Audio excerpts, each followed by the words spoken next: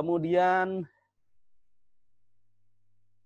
yang kedua, kita akan belajar strategi 4R. Nah, kalau tadi Dr. Christo menyampaikan value proposition, nah value proposition itu adalah benefit. Benefit yang akan kita delivery kepada pelanggan. Nah, cara delivery-nya itu menggunakan strategi 4R ini, gitu ya. 4R-nya apa, Mas Joko? Nanti ya, pada saat kita bahas kita lihat 4R-nya itu apa, gitu ya. Kemudian, nah yang ketiga kita akan bahas value proposition. Value proposition ini menjadi hal yang sangat penting. Dan yang keempat kita akan bahas database pelanggan. Di luar ini bagaimana Kak Joko? Boleh, nanti kita diskusi di luar hal ini. Intinya hal apa saja yang kita perlu siapkan, strategikan berkaitan dengan memanage pelanggan. Ujungnya adalah ada pelanggan loyal ditandai dengan pembelian, dan merekomendasikan. Baik, teman-teman. Kita masuk ke materi berikutnya. Sebentar, ini saya bisa cek juga kalau misalnya ada tadi teman yang akan masuk di mana? Saya lihat di attendee masih kosong. Masih kosong ya. Nanti kalau ada Ibu bisa masukkan ya. Iya, Pak. Oke, siap. Thank you. Tapi saya posisinya masih sama panelis ya. Oh iya, iya. Boleh bisa. jadi co-host? Bu Hani. Yes. Oke, makasih Kak. Oke, kembali ke sini. Nah, teman-teman, ini sebenarnya yang kemarin ikut kelas 10 alasan kenapa trainer mesti belajar CRM, itu adalah hal-hal yang menjadi latar belakang kenapa CRM itu penting gitu ya. Bahwa ada 3 tipe penjualan, itu sudah kita bahas. Baik, penjualan itu adalah kita jualan ke orang baru, itu disebut akuisisi. Akuisisi, kemudian yang kedua adalah retensi. Kalau Bu Hani belanja ke saya sebulan 1 juta, minimal dipertahankan setiap bulan 1 juta, itu disebut retention. Tapi kalau misalnya Pak Sarif selama ini belanja ke saya 1 juta, kemudian saya 1 juta untuk 1 produk ya, 1 produk, saya ingin tingkatkan tetap 1 produk, tapi jadi 1.200.000, itu disebut upselling. Kalau misalnya Kak Josli belanja ke saya 1 juta, saya mau tingkatkan, itu 1 juta 1 produk. Saya mau tingkatkan Kak Josli jadi 2 juta dengan cara menambah 1 produk lagi. Itu disebut cross-selling. Nah, jadi kita mau jualan ke orang baru terus, atau jualan retensi, ya sudah minimal pertahankan 1 juta, 1 juta, 1 juta, atau kita bisa melakukan upselling dan cross-selling. Gitu ya. Mari kita lihat. Contoh, kalau ini kebetulan contoh kasusnya ini ya. Kalau kita pelanggan telepon rumah, itu sebenarnya kita sedang 1P. Maka teman-teman Telkom bisa melakukan cross-selling dengan menawarkan 2P, ditambahkan internet. Nah, kalau 1P misalnya setiap bulan kita bayar 100.000, dengan 2P langganan speedy, misalnya langganan 8 Mbps gitu ya, bisa jadi kita nambah 500.000. Jadi total dari pelanggan, Telkom akan mendapatkan 600.000 gitu ya. Bisa di cross selling lagi dengan cara nambah 1 produk lagi, namanya UCTV. Berarti ini paket 3P, kalau di Telkom namanya IndiHome. Namanya IndiHome, dan bisa di cross selling lagi jadi 4P maupun 5P. Jadi kepada pelanggan yang sama, yang tadinya hanya langganan telepon rumah, ditawarkan produk yang berikutnya, itu namanya cross selling. Tawarkan produk berikutnya, cross selling dari 1P jadi 2P, 3P, 4P, 5P, dan seterusnya. Nah, di bisnis teman-teman juga bisa lakukan seperti itu. Karena pada prinsipnya kalau misalnya asuransi pun kan juga produknya bisa jadi ada 5 jenis produk, 6 jenis produk. Dr. Christo punya produk training, itu ya bisa jadi materinya ada 5 jenis materi, 6 jenis materi. Selama ini customer baru menggunakan jasa 1 materi, maka bisa cross-selling. Nah, ini masih di latar belakang ya. Yang kedua adalah customer life cycle. Customer life cycle itu, mana kita lihat customer life cycle. Oh ya, nanti dibahas di sana ya. Yes. Kenapa kita mesti implementasi CRM? Karena dari suspek menjadi prospek, kemudian beli pertama kali. Itu disebut initial customer. Tapi, supaya dia beli lagi menjadi repeater, kita mesti lakukan upaya CRM. Dari repeater jadi loyal, mesti lakukan upaya CRM. Kemudian dia jadi advocate, membela mati-matian kita, itu kita implementasi CRM, bahkan nantinya dia menjadi partner bagi kita. Gitu. Nah, alasan ketiga, Pareto. Masing-masing pelanggan itu kontribusinya beda-beda. Ada yang kontribusinya besar, ada yang kontribusinya kecil, maka kita mesti implementasi CRM karena faktanya Pareto. Nah, kemarin kita sudah bahas Pareto bahwa ini contoh kasus ya. Contoh kasus bahwa 5% customer ini untuk produk suplemen ini ya, 5% customer itu mengkontribusi omset 83%. Nah, CRM mengajarkan bagaimana yang 5% customer itu diperlakukan dengan sangat baik. Diperlakukan seperti apa. Kemudian yang 95% yang mengkontribusi 17% omset, apakah boleh dicuekin? Enggak.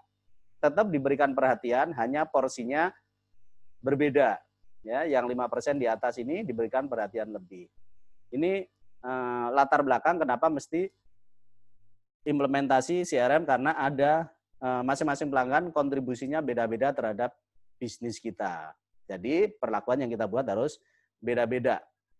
Setelah Pareto, bahwa CRM itu mengajarkan kita bagaimana kita memberikan perhatian kepada pelanggan. Kita lihat ya, bahwa 68% pelanggan itu meninggalkan kita, tidak pakai produk kita lagi karena servis kita yang buruk.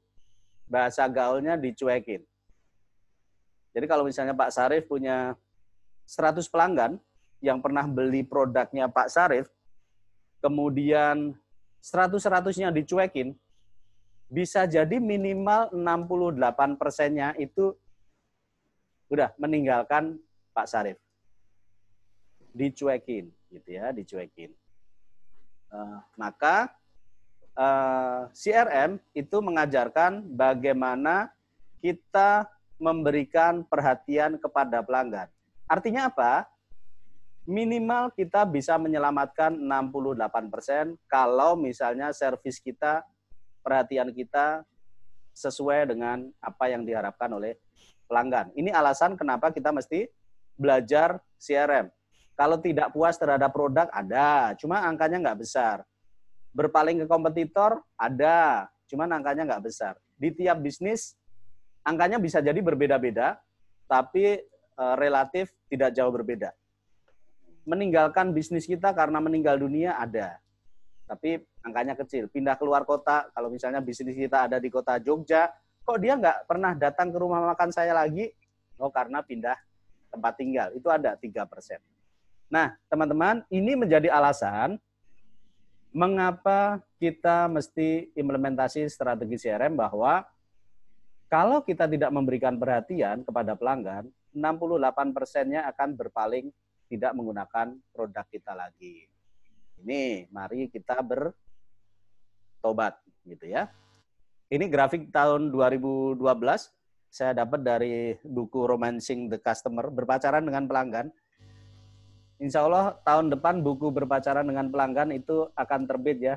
Doakan ada waktu buat menulisnya. Nah, itu Romancing the Customer dan masih relevan dengan kondisi saat ini. Alasan berikutnya mengapa kita mesti belajar CRM sebagai latar belakang adalah, teman-teman, yes, biaya cari pelanggan baru itu mahal. Kemudian yang nanti kita akan bahas di dalam materi utama adalah 3 pilar loyalitas. Nah, teman-teman, ini beberapa alasan mengapa kita mesti implementasi CRM. termasuk biaya akuisisi. Nah, ini grafik ini kalau misalnya kita terjemahkan bahwa kalau untuk memaintain, tadi misalnya Pak Sarif punya pelanggan namanya Joko, setiap bulan belanja 500.000. Untuk memaintain Joko, Pak Sarif mengeluarkan biaya $1, gitu ya. Tapi untuk mencari pelanggan baru seperti Joko, Pak Sarif memerlukan biaya $10. Loh kok mahal? Ya mahal. Karena mencari pelanggan baru itu mulai dari pameran, promo, iming-iming hadiah, dan seterusnya, biayanya mahal. Bayangkan kalau misalnya saya sebagai pelanggannya Pak Sarif, udah pindah ke kompetitor, tapi Pak Sarif akan ngerayu saya untuk balik ke Pak Sarif lagi. Biayanya bisa $100, $500. Nah, ini jadi pertimbangan. Kemarin Pak Frans menyampaikan bahwa selamat karena teman-teman sudah mulai belajar CRM, jadi nggak terlambat seperti saya, gitu ya. Pak Frans kemarin bilang seperti itu. Dari awal pelanggannya sudah diberikan perhatian. Kalau diberikan perhatian, kita cuma memerlukan biaya 1 kali. Tapi kalau misalnya dia sudah terlanjur nggak jadi pelanggan kita lagi, effort kita luar biasa besar. Dari sisi biaya, waktu, tenaga, untuk mengembalikan mereka ke bisnis kita lagi, gitu ya. Oke, berikutnya. Yes, sekarang kita masuk ke konsep CRM secara garis besar. Itu seperti apa? Ya.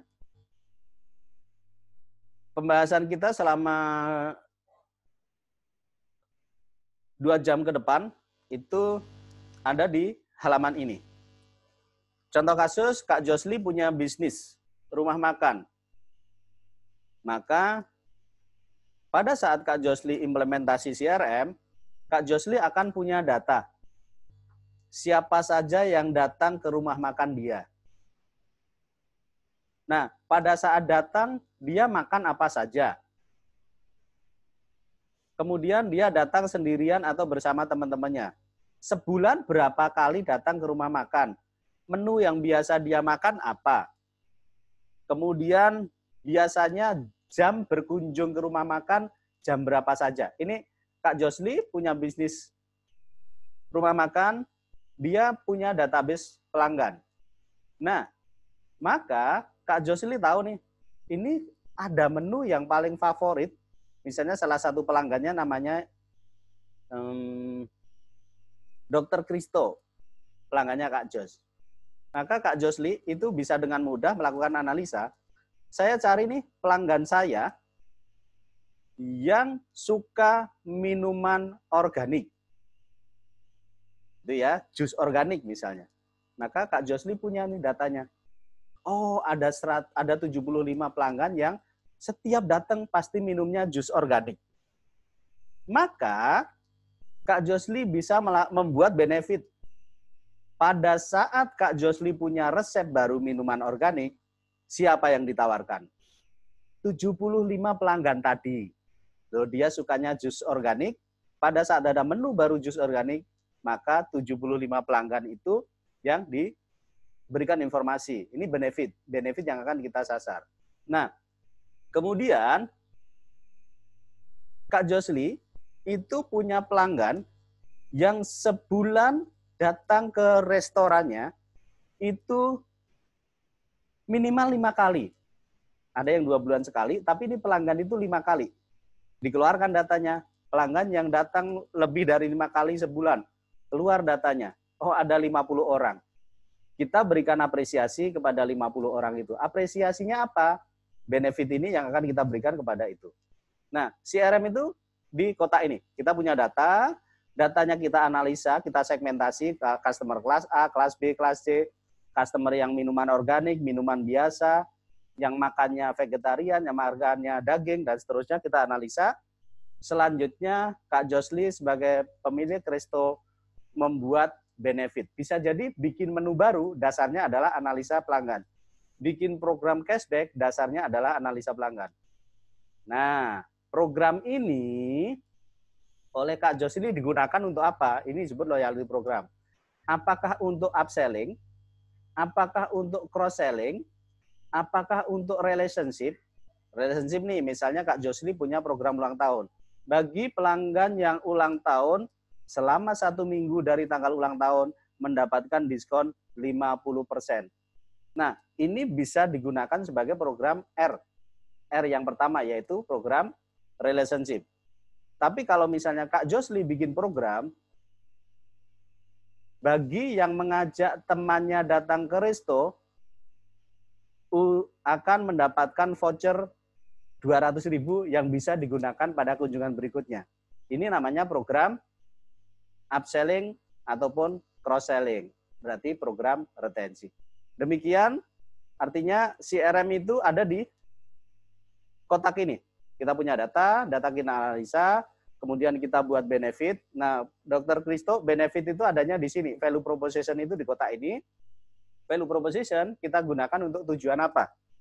Tujuan 4 hal ini, relationship, retensi, recovery, atau referral. Tadi program referral tuh. Bagi yang mengajak temannya mendapatkan voucher itu program referral. Gitu ya. Kak Ani boleh sambil teman-teman kalau misalnya ingin ada diskusi, ditanyakan boleh langsung ketik di kolom chat gitu ya. Kak Ani boleh cek juga kalau ada 2, Bu Susan dan Kak Teddy sudah mau gabung, silakan dimasukkan. Kak Teddy udah masuk. Oh, Kak Teddy sudah masuk. Mari kita sapa Kak Teddy. Yes. Oke. Halo Kak Teddy, mana ini? Wah. Suaranya kurang ini, Kak. Ya. Tambah cahaya dikit, Kak. Ini gelap. Tapi kelihatan gantengnya, Kak. Oke, masih kelihatan ganteng. Sip. Oke, Kak Teddy silakan selamat bergabung. Kita lanjutkan ya. Kita masih di slide awal, tenang saja. Kita lanjutkan. Dan nah ini teman-teman, konsep dari CRM dari berbagai sumber itu ada Gartner, ada Pioneers 5, ada QCI, ada value chain itu kalau dirangkum sebenarnya ini step-stepnya. Kita punya pelanggan dianalisa, disegmentasi, kemudian kita buat benefitnya kita deliver kepada mereka dalam bentuk program loyalty. Supaya ini semua bisa berjalan dengan baik oleh marketing, sales, atau customer service, maka perusahaan juga harus support dalam bentuk culture, dalam bentuk policy. Ada perusahaan yang gagal implementasi CRM karena perusahaan itu isinya orang-orang sales. Orang-orang sales itu pokoknya keluar biaya sekarang, penjualannya sekarang. Sementara CRM itu kan bisnis jangka panjang. Bisa jadi itu gagal. Maka itu disebut culture. Database. Nah, supaya tadi Kak Josli data rumah makannya sedetail itu bisa dilakukan analisa, perlu apa? Perlu database, perlu support dari IT. Kalau pelanggannya masih 100, 500, kita masih bisa pakai Excel. Begitu teman-teman datanya ada ratusan ribu, jutaan, kita perlu database. Ya ada SAP, ada Oracle, macam-macam. Atau kita bisa bikin custom sendiri. Kemudian people. Nah, people-nya mesti belajar CRM. Kemudian ada SOP nih. Ada SOP. SOP itu proses. Kalau pelanggan baru diapakan, pelanggan yang sudah lama tidak belanja diapakan, cara telepon seperti apa, cara handling komplain seperti apa itu diatur dalam SOP. Nah, kotak 1, 2, 3, 4 itu digunakan oleh teman-teman marketing, sales, dan customer service, after sales service. Dan ini bisa dilakukan dengan baik kalau misalnya perusahaan punya support seperti ini, supportnya 4 ini. Mulai dari ya pelatihan untuk orang-orangnya, kemudian SOP-nya disusun dengan baik, sehingga ada SLA, kalau telepon masuk, dering ketiga harus sudah diangkat, itu diatur di SOP. 1 kali 24 jam komplain harus sudah ditangani, itu ya. Misalnya, itu diatur di SOP gitu. Nah, teman-teman, ini konsep garis besar dari customer relationship management.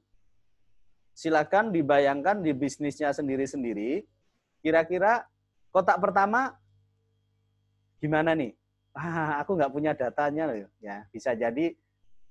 Maka mulai insaf, yuk mulai melakukan pendataan.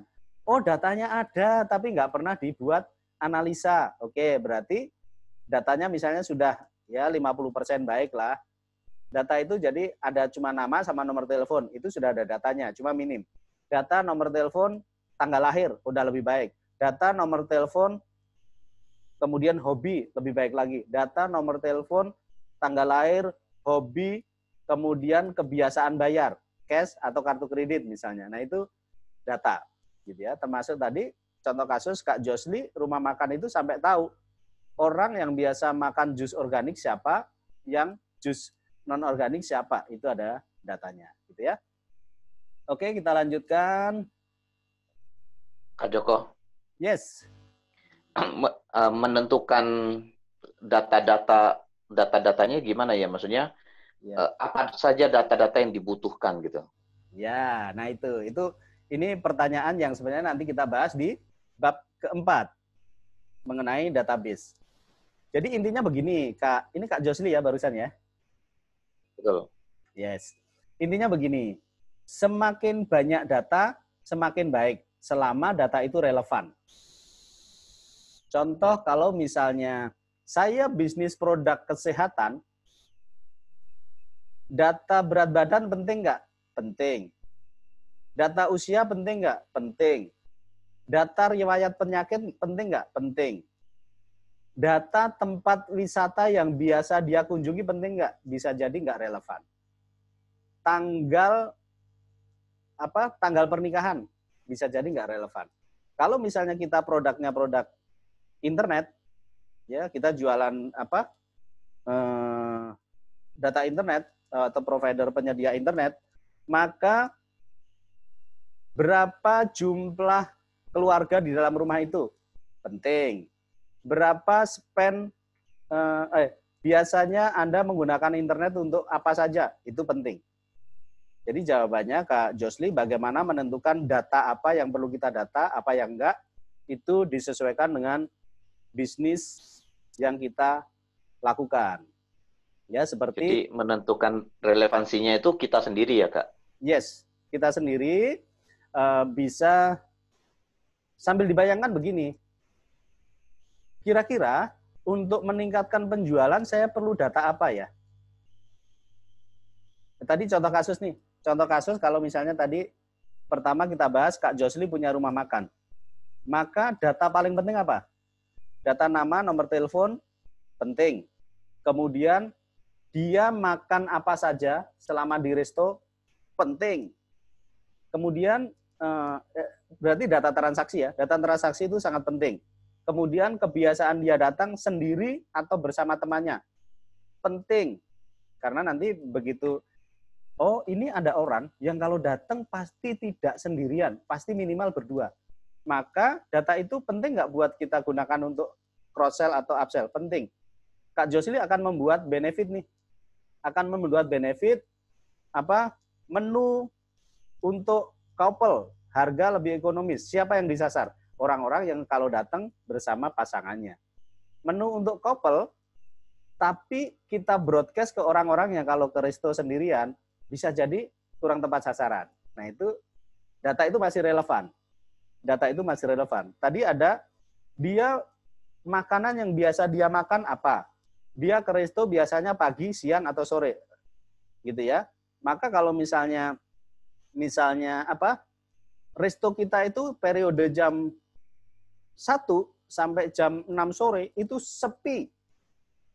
Nah, Kak Josli bisa mengeluarkan data customer yang datang di jam-jam itu siapa saja. Kita sasar nih. Misalnya ada 50 orang yang datangnya di jam-jam itu. Kita bikin program untuk orang itu untuk mengajak temannya di jam-jam sepi itu, tapi dengan benefit apa? Apakah dia gratis, temannya yang bayar, ataukah dapat diskon selama di periode itu mengajak temannya. Itu kita meningkatkan penjualan dengan menggunakan database. Berarti data kunjungan, jam kunjungan itu jadi penting misalnya di resto. Itulah kalau di mall-mall, kadang ada program hanya di jam berapa sampai jam berapa. Karena mereka punya jam tuh, bahwa jam itu jam sepi. Kok dia tahu? Kan ada datanya. Orang itu transaksi jam berapa. Begitu Kak Jos. Oke, Maka thank you. menentukan data apa, itu kita definisikan dari awal. Dari awal. Gitu ya. Pak Joko, Oke, kita lanjut dulu. ada satu pertanyaan dari Bapak Sarip. Siap. Contoh Pertanyaannya apa, Bu? analisa customer untuk F&B dan lainnya untuk B2B dengan hanya satu customer besar. Yes. Ya, nanti beda analisanya, bisa jadi beda. Contoh kasus ya. Contoh kasus kalau B2B misalnya kita, oh ya teman-teman, sebenarnya ini kita belum masuk ke materi ya, kita masih di prolog, tapi nggak apa-apa, itu mumpung ditanyakan kita bahas. Contoh kasus, kita melakukan analisa customer B2B. B2B kalau misalnya di perusahaan pupuk berarti distributor, kemudian perkebunan. Maka distributor itu orientasinya adalah cuan atau duit. Maka kita bisa segmentasi berdasarkan monetary. Ya, distributor yang 200 juta ke atas siapa, distributor antara 100 sampai 200 juta siapa, distributor di bawah 100 juta siapa. Nah, itu analisa pertama. Kemudian analisa kedua adalah berdasarkan jumlah produk yang dia distribusiin. Misalnya Pak Sarif sekarang punya 10 item produk, distributor yang sudah mendistribusikan 10-10-nya siapa? Distributor yang baru mendistribusikan 5 siapa? Yang baru mendistribusikan 1 siapa? Itu analisa berdasarkan produk. Gitu ya. Dan analisa juga nanti bisa dilakukan, distributor itu punya cabang di mana saja. Ada distributor yang cuma punya jangkauan maksudnya. Distributor itu yang cuma area lokal saja, atau distributor itu pegang Indonesia Timur, maka perlakuannya akan beda. Nah, kalau nanti itu ada di pembahasan keempat, yaitu pada saat kita melakukan pembahasan database pelanggan, gitu ya. Kita lanjut dulu. Yuk. Yang pertama, teman-teman, Kak Teddy, Kak Jos, Pak Sarif, Dr. Kristo, kita pertama bahas yang pertama yaitu 3 pilar loyalitas. Apakah cuma 3 ini? Ya, ini yang utama bahwa distributor itu akan terus berbisnis dengan kita atau tidak, senang memasarkan produk kita atau tidak, atau bahkan saya sebagai penikmat trainingnya Kak Jos, saya akan tetap menggunakan trainingnya Kak Jos atau tidak. Nah, itu ditentukan oleh 3 pilar ini, gitu ya. Mari kita lihat.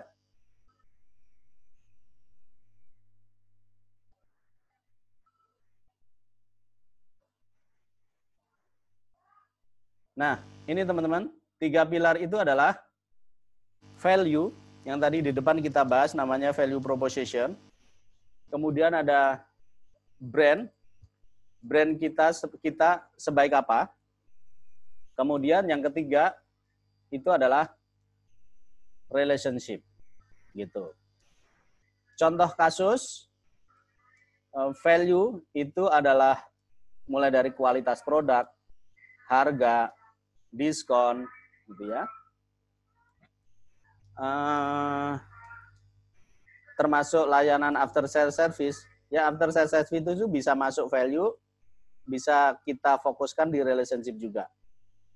Kemudian yang kedua, brand. Brand kita sebaik apa dikenal oleh masyarakat. Nah, value itu nanti kita bahas di value proposition. Intinya value itu adalah alasan untuk saya tetap menggunakan produk itu. Alasan saya untuk terus menggunakan Oppo misalnya. Alasan untuk saya tetap menggunakan mic merek Lavalier gitu ya. Apa ini Lavalier ya? Itu adalah value. Alasan untuk saya tetap menggunakan produk itu. Ini akan mempengaruhi. Kalau kemarin saya contohkan antara Gojek dan Grab, di mana mereka perang menggunakan value-nya adalah value yang berupa finansial. Finansial itu berarti poin, diskon, voucher, itu value-nya finansial. Maka begitu saya mau naik ojek, ya Kak Josli mau naik ojek, Kak Teddy mau naik ojek, bisa jadi buka dua-duanya. Ya, dari stasiun A mau ke kantor, buka Gojek. Oh, ini 11.000. Sebelum di-enter Gojek, buka juga nih Grab. Grab dari stasiun ke kantor. Loh, 7.000. Ya sudah, Grab Gojeknya dimatiin, kita akhirnya pakai Grab. Artinya apa? Grab memberikan value lebih baik karena kita pengen yang lebih murah. Nanti pulang dari kantor, karena Grab tadi lebih murah, kita buka Grab dari kantor mau ke stasiun. Duh, 7.000. Berarti masih sama nih, tapi kita buka Gojek juga. Oh Gojek, selamat Anda mendapatkan potongan 50%. 5.000. Pindah nggak? Saya pindah. Akhirnya pakai Gojek. Nah, loyalitas yang didasarkan oleh finansial, itu kekuatannya seperti itu. Nggak kuat maksudnya. Nggak kuat. Begitu kita ngasih diskon 30%, kompetitor ngasih diskon 50%, pindah. Kemudian misalnya kita lagi mendistribusikan produk material ke toko. Ke toko, misalnya kita bicara produk cat. Ke toko, cashback ke tokonya sama, 2,5%. Pada saat saya buat cashback 2,5%, kompetitor ngasih cashback 3%. Udah, kalah.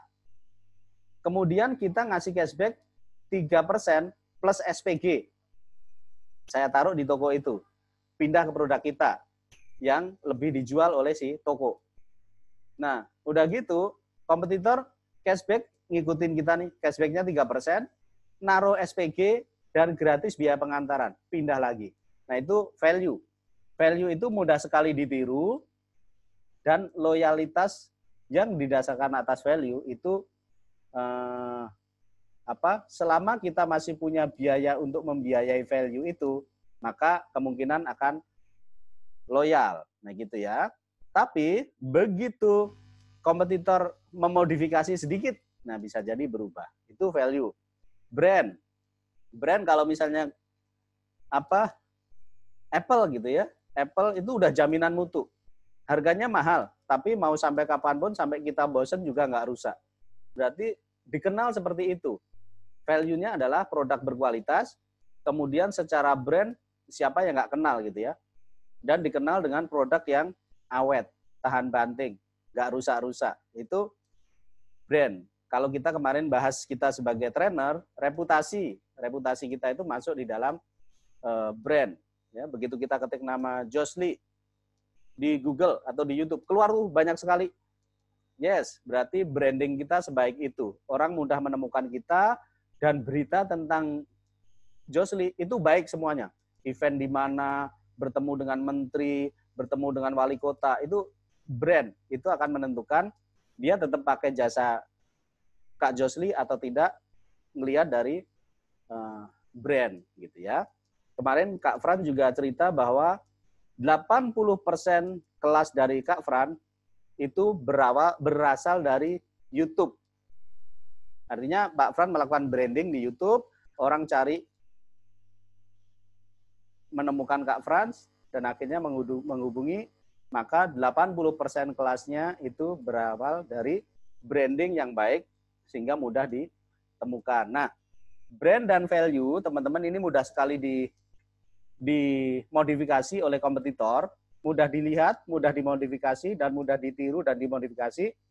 Ada satu hal yang tidak mudah ditiru, yaitu relationship. Itu. Maka CRM itu memastikan kita melakukan strategi relationship dengan benar. Mari kita lihat contoh kasus. Sebelum ke contoh kasus, teman-teman, di slide ini kelihatan ya. bahwa loyalty tadi ada 3. Brand, value, dan relationship. Kita bahas yang relationship. Loyal itu bisa terjadi karena relationship yang baik, bonding yang baik. Nah, relationship baru akan bisa terbentuk kalau kita melakukan komunikasi atau interaksi dengan pelanggan. Contoh kasus, kemarin yang saya cerita, Kak Teddy, kemarin saya cerita bahwa ada lembaga zakat yang kehilangan 830.000 pembayar zakatnya. Dari 1 juta tinggal 170.000. Dari 1 juta, tahun berikutnya tinggal 170.000 yang bayar zakat di sana. Penyebabnya setelah dianalisa adalah tidak ada interaksi antara lembaga zakat ini dengan muzakinya. Muzaki itu berarti membayar zakat. Akhirnya loyalitas itu tidak terjadi.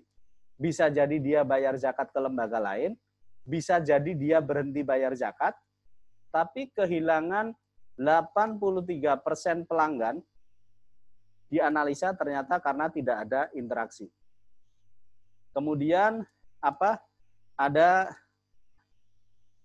contoh kasus lagi, perusahaan kehilangan 13 juta nasabahnya. Asuransi. Asuransinya besar sekali, BUMN. Kehilangan 13 juta nasabahnya. Kenapa? Nggak tahu penyebabnya. Kenapa nggak tahu penyebabnya? Nggak ada komunikasi antara si perusahaan dengan si pelanggannya. 13 juta nasabah itu artinya triliunan. Kehilangan triliunan tapi nggak tahu penyebabnya. Bayangkan kalau misalnya ada komunikasi. Begitu orang mulai ngeluh-ngeluh, kok sekarang pelayanannya nggak baik ya, maka itu bisa diantisipasi.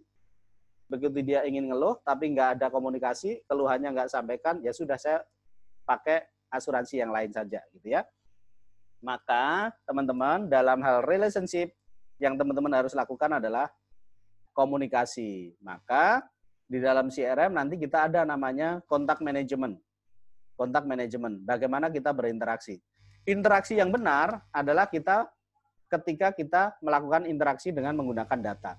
Tadi Kak Jos membuat program yang mengajak pasangan mendapatkan harga spesial misalnya. Nah, itu dikomunikasikan. Dikomunikasikan kepada siapa? Jadi komunikasi itu ada 4 hal, teman-teman. Yang dikomunikasikan apa?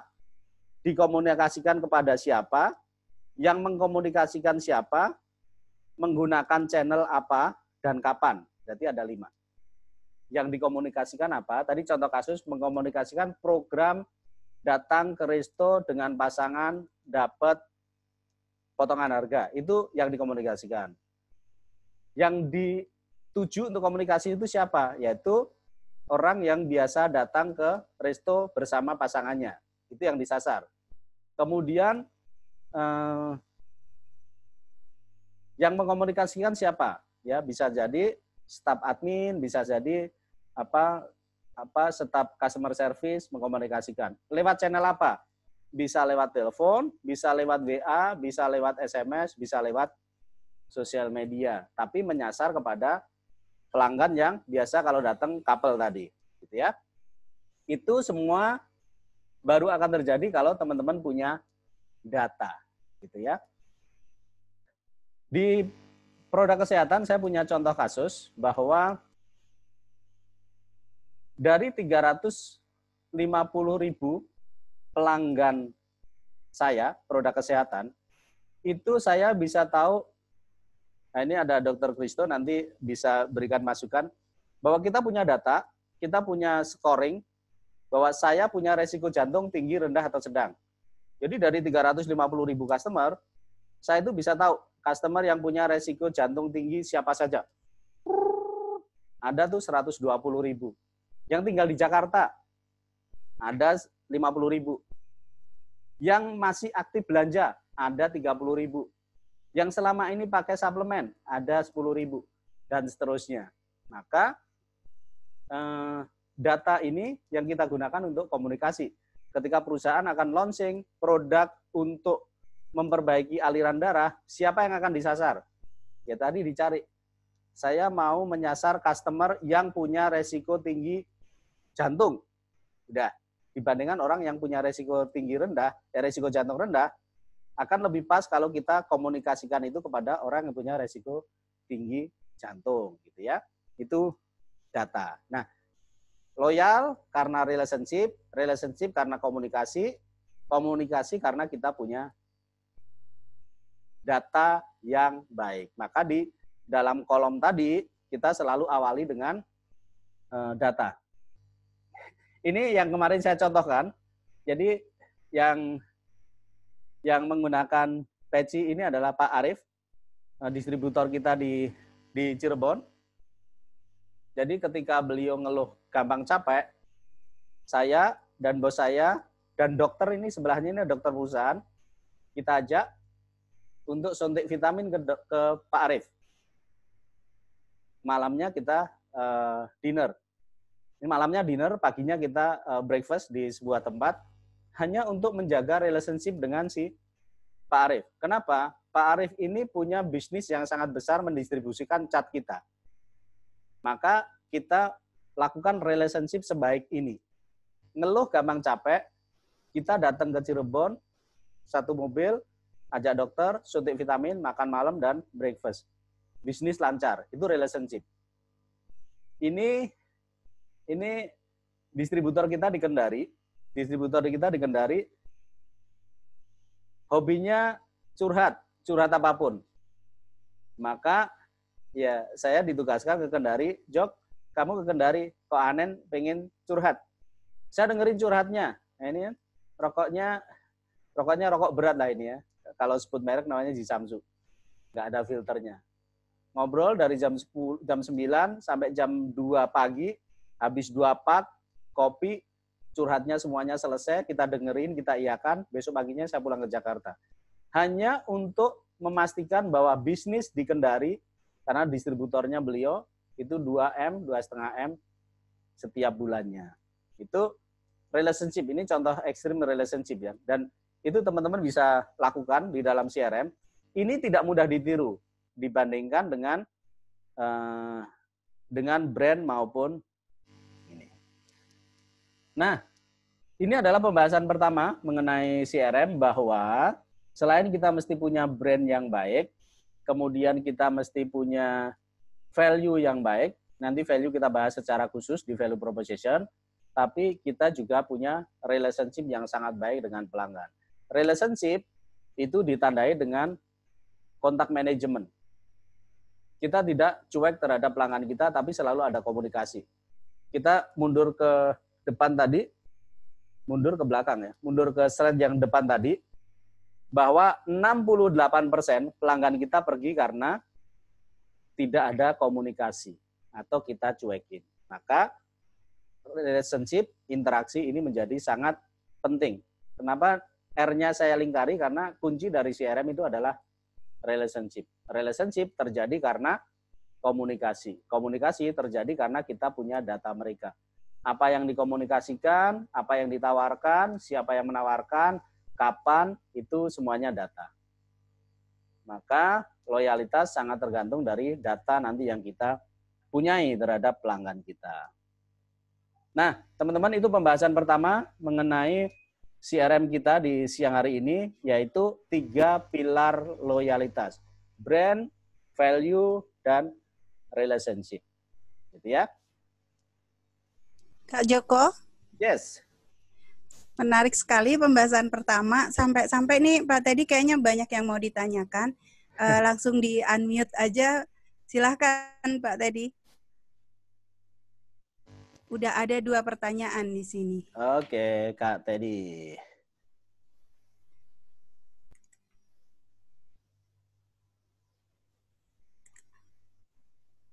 Oke, Kak Teddy mau langsung tanya? Mau tanya atau dari itu? Oh, suaranya kurang keluar. Baik. Oke. Saya bacakan. Bagaimana bangun saluran komunikasinya? Itu yang pertama. Yang kedua, di mana menaruh nomor kontak manajemen agar customer mudah menghubungi jika ada komplain. Ya. Iya, 2 itu Kak Joko. Sekalian, mohon maaf, saya udah harus masuk kelas berikutnya. Mungkin belajarnya sampai sini, tapi nanti Sibuk kayaknya sekali. mau masuk yang full ya Kak Joko ya. Ya. Oke, terima kasih Kak. Selamat siang semuanya. Saya pamit. Oke, terima kasih Bu Ani. Iya, sama-sama Kak. Ya. Kak Teddy, pertanyaannya di mana ya? Di kolom chat ya? Saya ini lagi, Pak. Oke. Jadi intinya tadi yang saya tangkap adalah bagaimana supaya kita bisa ditemukan. Begini, kita bisa menggunakan 2 cara. Satu, cara pasif. Yang kedua adalah cara aktif. Gitu ya. Cara pasif adalah kita menaruh nomor kontak dimanapun. Sosial media kita ada, website kita ada, di produk nih, di produk ada call center, itu ada, itu kita cara pasif. Teman-teman, nomor bebas pulsa 0800 bla bla bla bla yang ada di dalam produk, kalau saya tanya, pernah nggak teman-teman telepon ke sana? Anak saya habis minum susu, kemudian perutnya jadi kembung. Di situ ada nomor bebas pulsa. Telepon nggak kita? Bisa jadi kemungkinan kita telepon kecil. Takut nanti dilempar sana, lempar sini, takut antrian telepon. Maka itu ketika kita menaruh nomor telepon pasif untuk kita nunggu dihubungi. Kemudian karena sekarang zamannya sosial media, sebenarnya kita bisa menggunakan sosial media untuk menampung semua masukan, pertanyaan, keluhan dari pelanggan kita. Yang penting sosial media itu harus dikomunikasikan sehingga orang tahu sosial media kita apa, apakah Facebook, Instagram atau apa, dan dipastikan sosial media kita itu selalu aktif. Artinya kalau misalnya menyampaikan keluhan sekarang, saat itu juga direspon gitu ya. Adminnya ada banyak, tergantung dari jumlah yang masuk. Adminnya ada banyak. Kalau pelanggan kita, misalnya kita punya produk digunakan oleh 1 juta orang. Kemudian di sosial media kita followernya baru 10.000. Nyambung nggak? Nggak nyambung. Pelanggan kita 1 juta, follower kita baru 10.000. Nggak nyambung. Satu itu. Contoh sosial media lagi. Kita jualan produk kesehatan, misalnya produknya kesehatan ya, yang mana produk kesehatan ini digunakan oleh orang usia 45 dan 50 tahun. Pengguna produk kita ada 20.000. Survei menunjukkan bahwa usia 45 tahun yang menggunakan internet itu 14%. Jadi cuma dari 10.000 yang menggunakan internet 15%. Jadi efektif nggak saluran ini? Bisa jadi nggak efektif. Itu cara pasif. Pak Teddy, itu cara pasif. Yaitu kita menaruh nomor handphone, syukur-syukur pelanggan menyampaikan keluhannya di sana. Kalau ada 100 orang yang tidak puas, yang mau menyampaikan keluhan, itu cuma 4. Berarti di belakang 4 orang ini, ada 96 orang yang tidak puas, cuma diam saja. Atau tiba-tiba pergi. Nah, oleh karenanya, apakah kita masih akan menggunakan strategi pasif ini? Nah, itu kalau misalnya kita menggunakan saluran di mana kita taruh, nanti customer akan menghubungi. Kalaupun strategi itu masih kita gunakan, pastikan pelanggan tahu. Tadi saya contohkan, 0800 itu semua pelanggan tahu. Supaya tahu apa? Ditaruh di produk. Itu pun hanya 4% orang yang punya keluhan menghubungi kita. Itu ya. Berarti efektif nggak? Efektif untuk 4% orang. Kemudian, kalau misalnya kita menggunakan sosial media, customer kita 1 juta, pastikan follower kita 1 juta. Syukur-syukur 1 juta itu 500 ribunya adalah orang yang menggunakan produk kita. Berarti itu 50% akan ke sosial media. Tapi sosial media kan nanti teman-teman Pak Teddy harus lihat engagement-nya berapa.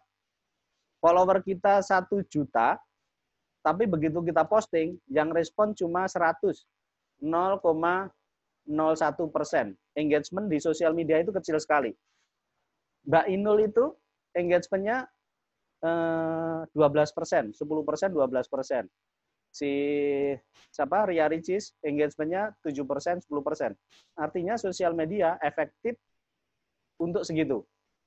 Gitu. Maka yang jadi pilihan di dalam CRM adalah bagaimana kita pilih strategi kedua, yaitu kita aktif menghubungi pelanggan. Dulu kalau misalnya sekarang nih kita beli produk, maka begitu selesai transaksi, di handphone kita langsung ada notifikasi. Pak Joko, terima kasih atas pembeliannya, semoga produknya bermanfaat. Saat itu juga ada notifikasi. Besok harinya, saya dapat notifikasi lagi. Bahkan ada, kalau misalnya pasang AC itu, besoknya saya ditelepon, Pak Joko, terima kasih sudah melakukan pemasangan AC, semoga untuk memastikan bahwa AC-nya sudah terpasang dan berfungsi. 7 hari lagi saya ditelepon untuk memastikan bahwa produk masih berfungsi dengan baik. Nah, begitu juga dengan produk-produk yang lain. Itu yang disebut kontak manajemen. Kalau kita punya, nah itu yang nanti diatur di SOP. Kalau orang beli produk, hari ini ada notifikasi, besok ditelepon, 7 hari lagi ditelepon, kemudian sebulan lagi ditelepon, 2 bulan lagi ditelepon. Bulan ketiga diundang di event. Itu ada di kontak manajemen.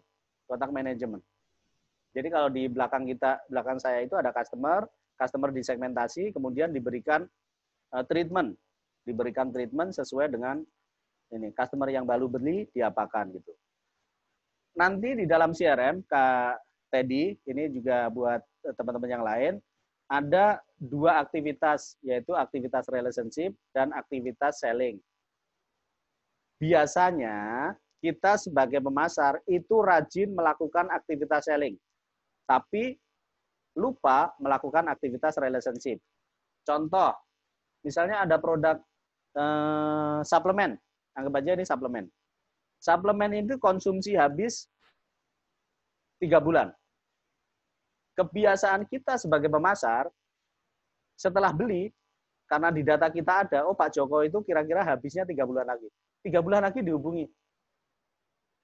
Bahasanya adalah sekarang waktunya Pak Joko beli. Itu berarti selling activity, 3 bulan kemudian selling activity, 3 bulan kemudian selling activity. Di antaranya, antara tanggal transaksi sampai 3 bulan ini, nggak ada aktivitas apapun. Maka kita dikenal oleh pelanggan kita, oh Joko itu kalau menghubungi pasti mau nawarin. Jadi harusnya ada relationship activity. Ditanyakan, Bu, gimana setelah konsumsi suplemen? Oh iya tuh, badan saya lebih enteng. Ya betul Bu, silakan dikonsumsi ya. Sehari 2 ya Bu. Seminggu lagi dihubungi. Bu, gimana sekarang? Sudah bisa jalan kaki berapa jauh? Iya, saya sekarang jalan kaki 2 km, udah nggak ngos-ngosan lagi. 2 minggu lagi ditelepon. Bapak ikut minum juga nggak Bu? Bapak itu belum mau loh. Dia bilang, baik-baik saja. Nah, ini relationship. Maka 3 bulan kemudian, pada saat suplemennya habis, bukan kita yang telepon, tapi customernya, Mas Joko, suplemenku udah mau habis, kirim ya. Gitu. Jadi pertanyaan dari Kak Teddy tadi, jawabannya ada 2. Kalau kita menggunakan cara pasif, oke, silakan taruh nomor kontak kita. Hanya efektivitasnya kecil. Ya, 4% itu udah bagus untuk kita dijangkau oleh pelanggan kita. Maka yang harus kita lakukan adalah tadi ini loyal terjadi kalau relationship terjadi kalau ada interaksi. Nah ini kuncinya di interaksi. Interaksi itu adalah kontak manajemen. Kalau kita punya customer 1000, ya 1000-1000-nya diajak ngobrol. Oke, begitu. Kita lanjut ke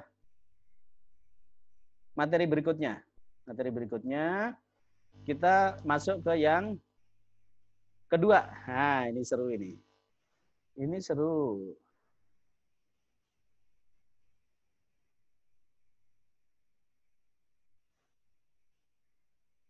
Yang kedua adalah strategi 4R. Nah, strategi 4R itu adanya di sini.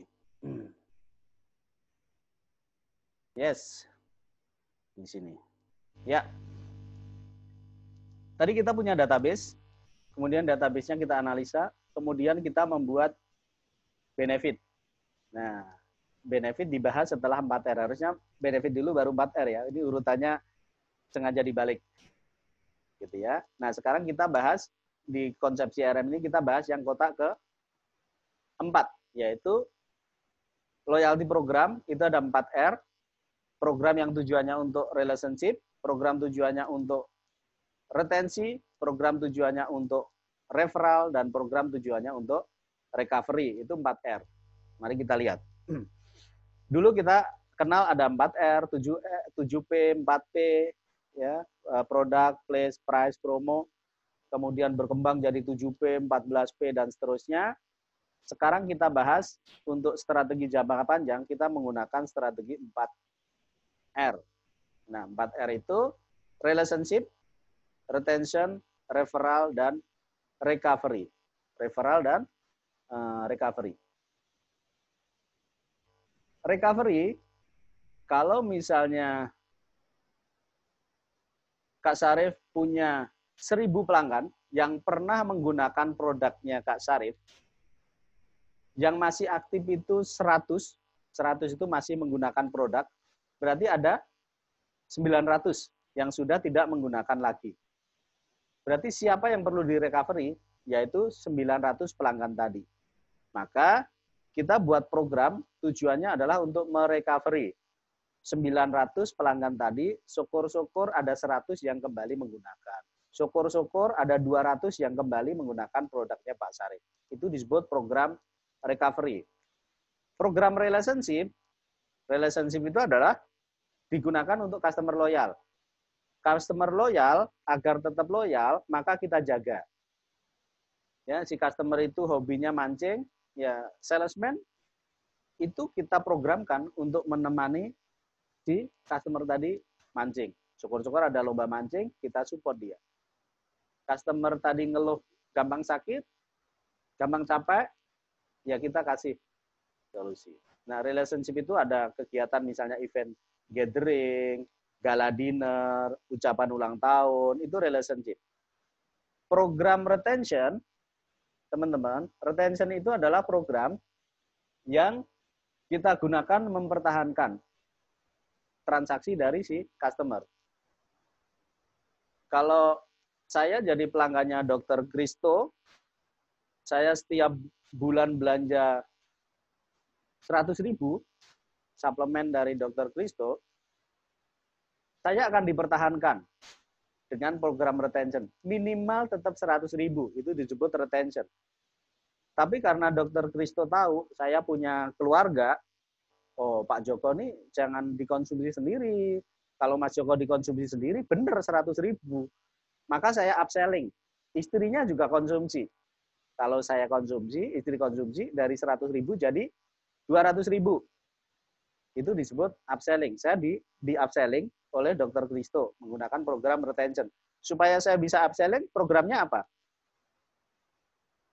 Pembelian kedua dapat diskon 5%, gitu ya.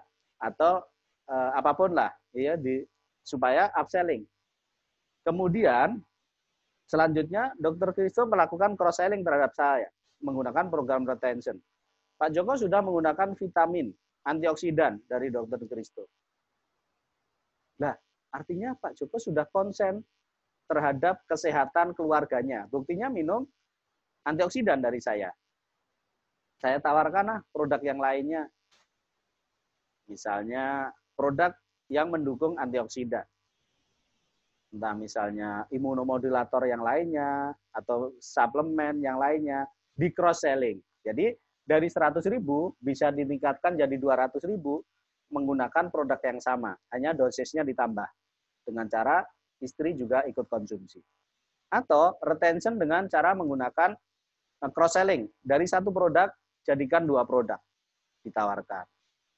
Itu, nah kalau referral tadi contoh kasus di depan, Kak Jos punya rumah makan, bagi yang mengajak temannya makan di restonya akan dapat potongan 50%. merekomendasikan. Itu disebut referral. Siapa orang yang mau merekomendasikan bisnis kita? Yaitu orang-orang yang sudah merasa nyaman dengan produk kita, puas dengan produk kita, dan secara hubungan baik. Kita nggak kenal, nggak apa, kemudian juga nggak puas dengan produk kita, tolong dong direkomendasikan. Direkomendasikan nggak? Nggak. Gitu ya. Itu relationship, retention, referral, dan recovery. Programnya seperti itu.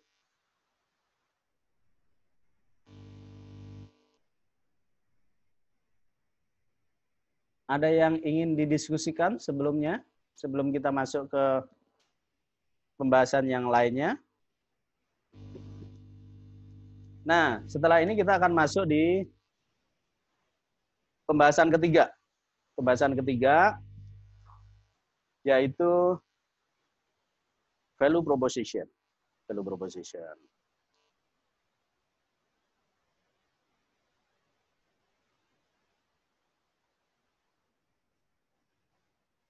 Baik, teman-teman. Bila tidak, maka kita akan lanjut di materi berikutnya, yaitu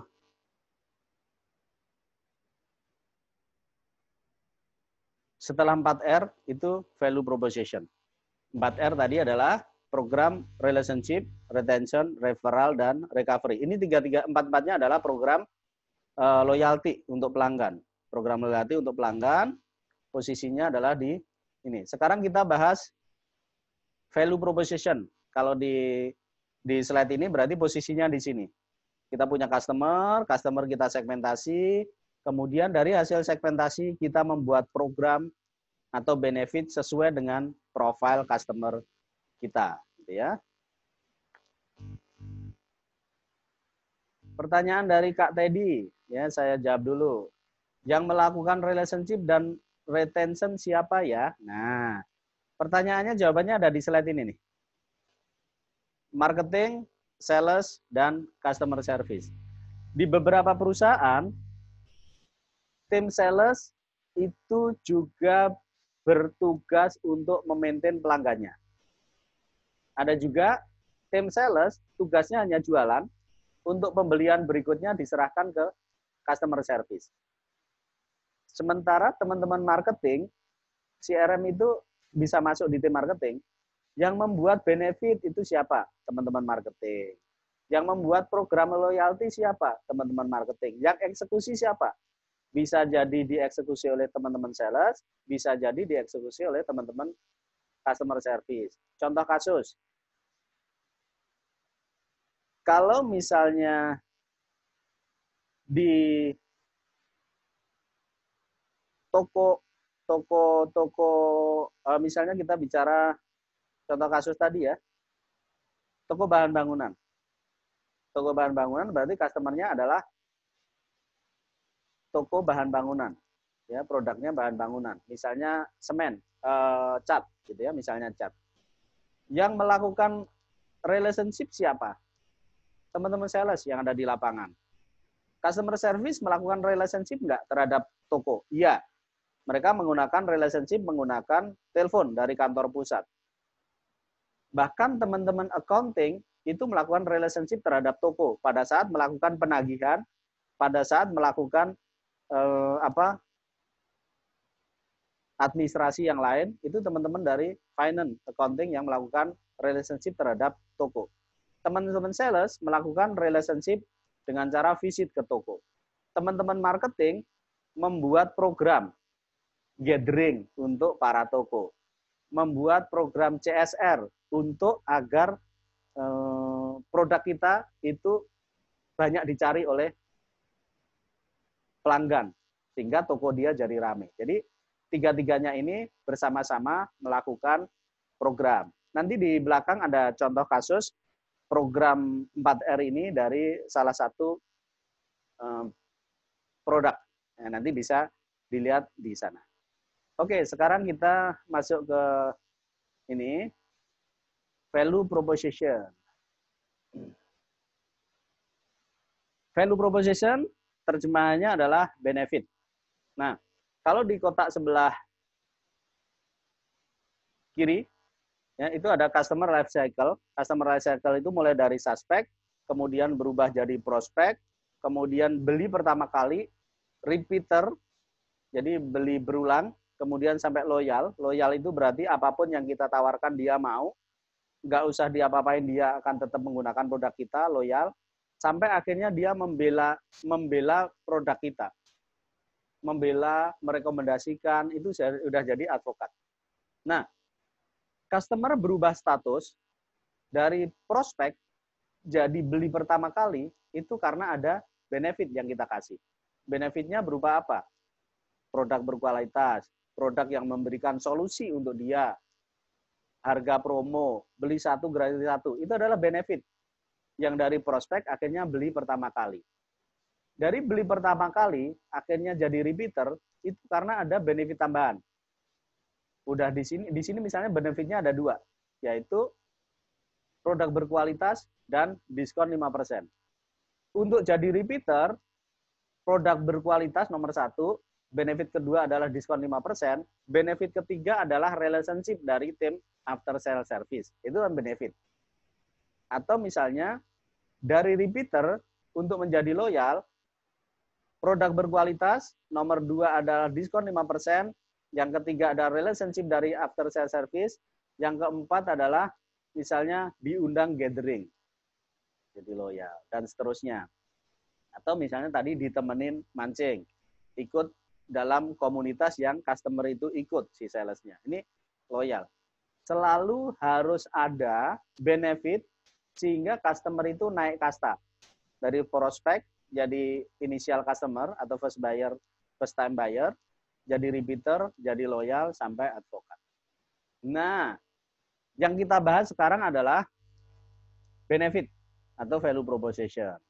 Value proposition itu kalau di buku tadi yang Dr. Christo baca, value proposition ini ada 11 kategori, mulai dari kekinian, mulai dari performa dari produk, sesuai dengan kebutuhan, menyelesaikan masalah dari pelanggan, desain, brand, dan seterusnya, harga, kemudian mengurangi resiko.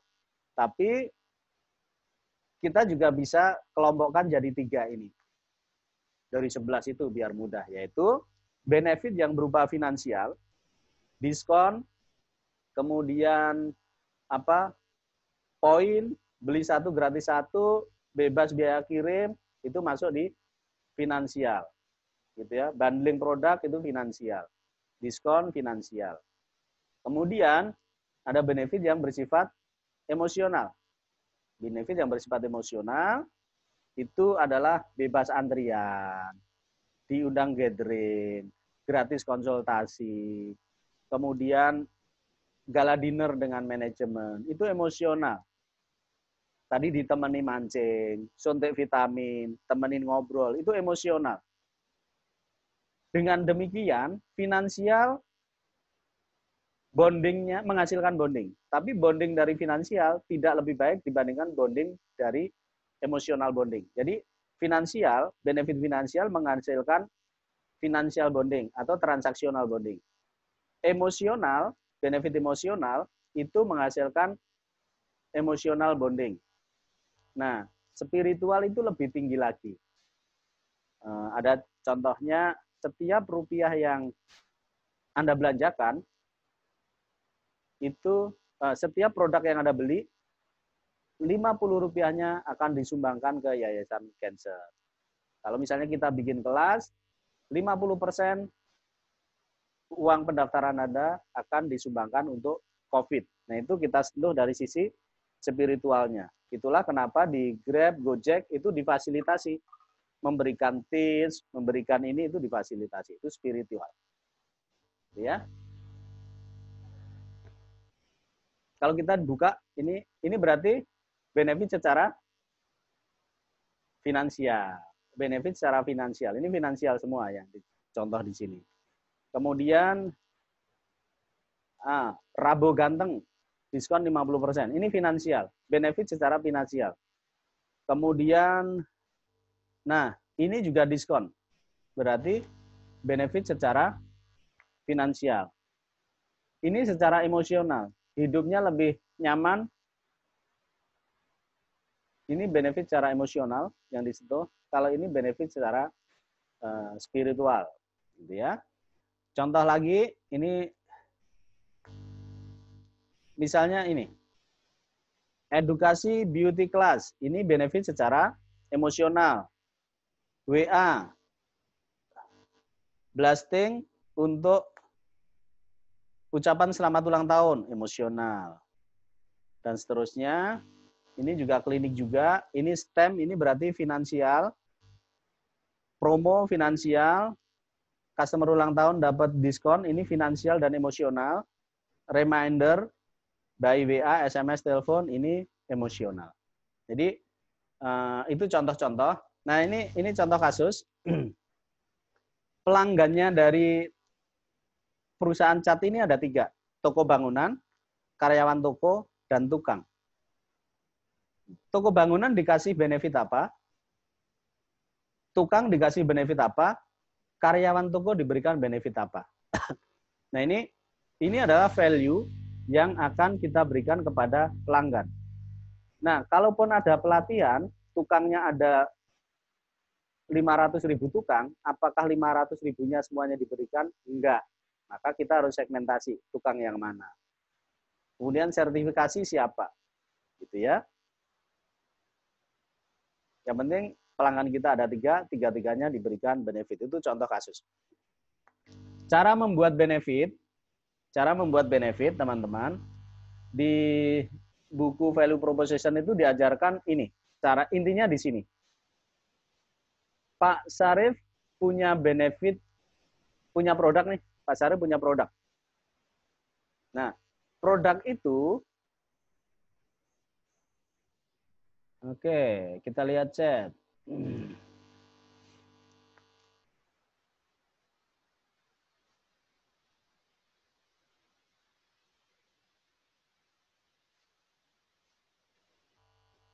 Ya, ini langsung saya bacakan ya pertanyaan dari Dr. Kristo.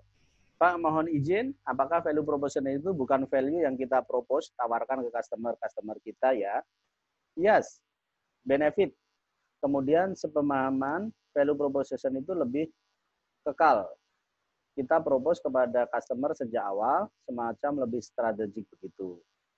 Jadi, kalau benefit bukannya itu lebih taktikal.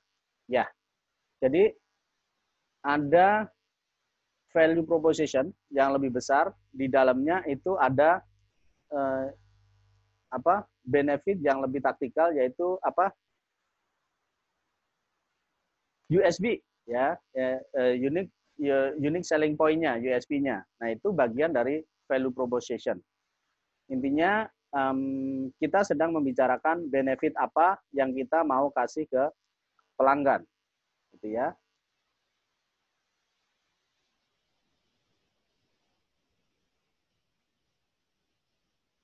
Terima kasih Dr. Kristo komentarnya. Sekarang kita sedang bahas benefit apa yang kita bisa kasih. Nah, cara membuat benefit itu adalah, benefit itu berarti nanti adalah di sini nih. Ini rumusnya. Kecocokan antara profil pelanggan dengan profil dari produk atau layanan kita. Contoh kalau misalnya kita sebagai seorang trainer. Nah, kebetulan ini beberapa teman adalah trainer. Benefit yang kita punya, produk sebelumnya produk yang kita punya apa? Produknya Pak Josli adalah salesmanship. Salesmanship, oke. Salesmanship itu benefitnya apa?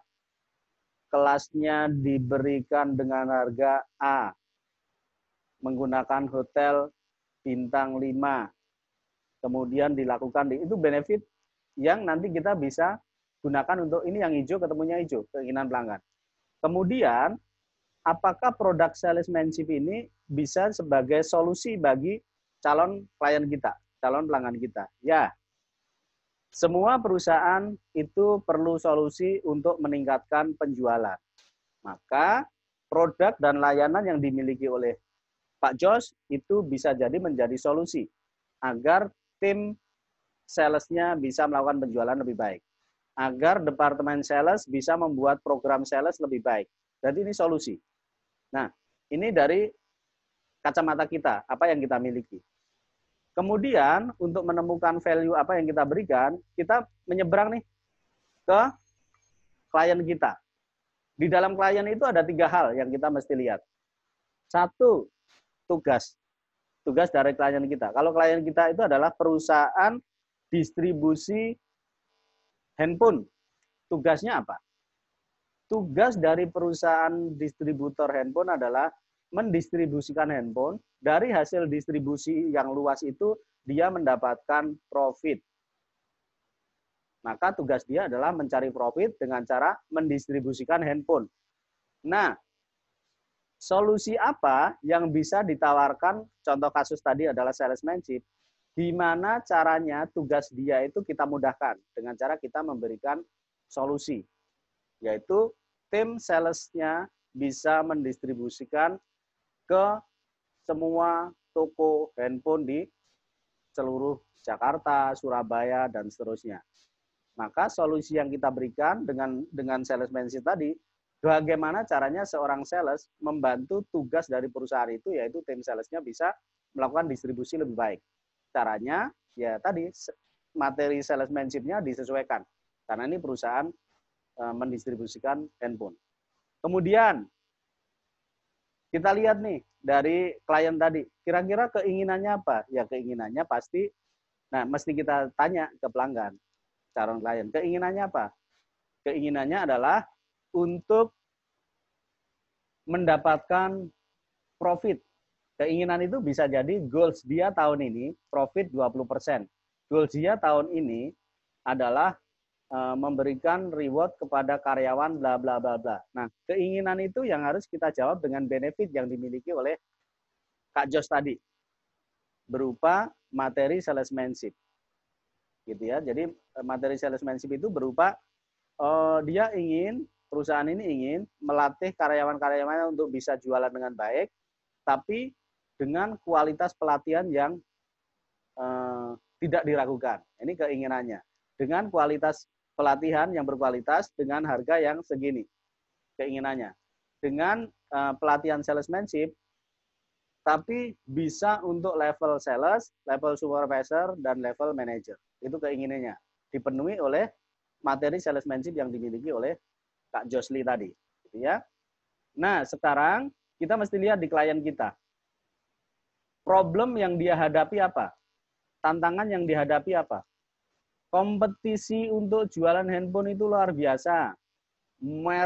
Merek baru banyak sekali dan mereka jor-joran untuk melakukan promosi. Nah, itu adalah tantangan yang dihadapi oleh calon kliennya Pak Jos tadi. Nah, kita bisa memberikan solusi apa, Pak? Kompetisi memang terjadi. Tapi dengan tim yang terlatih, tim yang handal, dengan mempelajari yang ada di dalam materi ini bisa untuk menjawab kekhawatiran dari klien tadi, bahwa kekhawatiran kalah kompetisi, kemudian timnya kalah tangguh dari ini problem yang dihadapi, kompetisi. Maka Kak Jos dengan materi salesmanship bisa membawa solusi untuk si calon klien tadi. Maka dari 3 hal ini, akhirnya Kak Jos bisa merumuskan benefit yang akan kita tawarkan kepada calon klien. Kalau ini dengan benefit, dengan profil customer ini nyambung, maka value proposition atau benefit yang kita berikan itu nyambung. Semakin nyambung, maka tingkat keberhasilannya semakin baik. Nah, ini mengenai value proposition, bagaimana cara membuatnya. Kita bisa kelompokkan jadi 3 tadi, benefit secara finansial, emosional, ataupun spiritual, atau bisa juga kita kelompokkan berdasarkan 11 kelompok tadi, bisa dikelompokkan jadi 3, finansial menghasilkan transaksional, menghasilkan transaksional bonding, benefit emosional menghasilkan emosional bonding, benefit spiritual menghasilkan spiritual bonding. Jadi satu keyakinan gitu ya, satu keyakinan ataupun lebih kuat. Jadi transaksional ke ini.